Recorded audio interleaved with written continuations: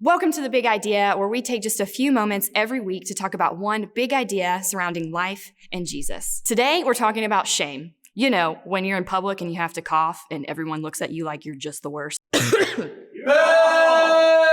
sorry. Yeah, that's the worst. It's fun to kind of joke about right now, but in all seriousness, shame is a pretty icky feeling.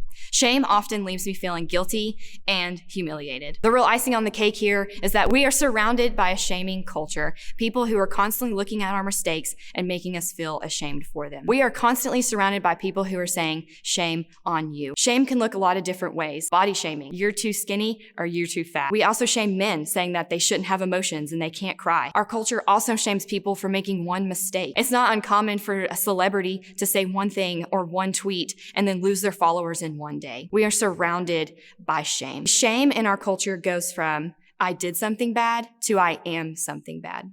One is an emotion or a feeling. The other is a state of being. Shaming culture is all about rejection. The big question here is, if shaming culture shapes who we are and what we do, is it shaping us to be more like Jesus or less like Jesus? And to answer this question, I want to tell you a story. This story can be found in John 4, and I encourage you to read it on your own time. But this is the story of the woman at the well. Jesus is traveling, and he is exhausted from this long journey, and he comes upon this well, Jacob's well. And while he's there, he sees a woman, and she is alone. This is kind of odd because she is there in the middle of the day at 12 o'clock when it is hot outside, and she is alone. Just by reading this, you think that's not strange to get water alone, but during this time, it was. It was not common to find a woman who would get water alone because it wasn't safe.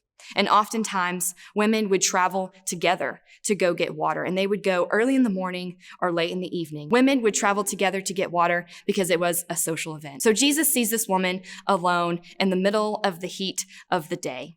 And he starts to talk with her, and he asks her for a drink and says that he is the living water. She starts to question this and says, Lord, what is this living water, and how can I get it so I don't have to come back to this well again?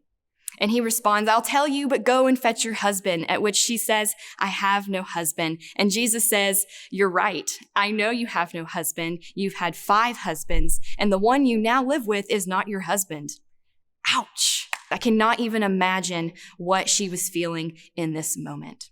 But I'm going to go out on a limb here and say that she was probably experiencing shame. She probably thought when Jesus mentioned the 5 husbands that she was about to be rejected once again by someone that she didn't even know. Instead, he offers her forgiveness. See, shaming culture is all about rejection, but kingdom culture is about forgiveness. And I don't know what that looks like for you today. Maybe that means you need to extend forgiveness to someone else. Maybe it means you need to accept forgiveness for yourself. I don't know what that looks like for you, but I do know this. As followers of Jesus, we are called to pursue kingdom culture over shaming culture. Because as followers of Jesus, we are called to pursue kingdom over everything. And that's the big idea.